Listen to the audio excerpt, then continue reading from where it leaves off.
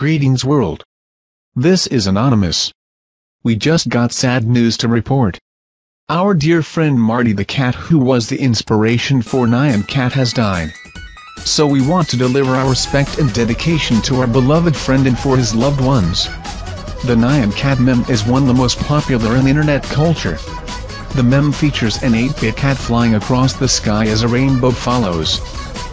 Marty the cat was the inspiration for the popular video, and he passed away on November 2, 2012. The cat was nearly 3 years old and was diagnosed with feline infectious peritonitis (FIP), which is an incurable disease. Marty's owner, and the Nyan Cat creator Chris Torres, had adopted Marty in 2010.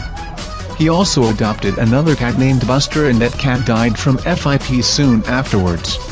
Chris Torres said that Marty was acting strange, so he immediately took the cat to the vet.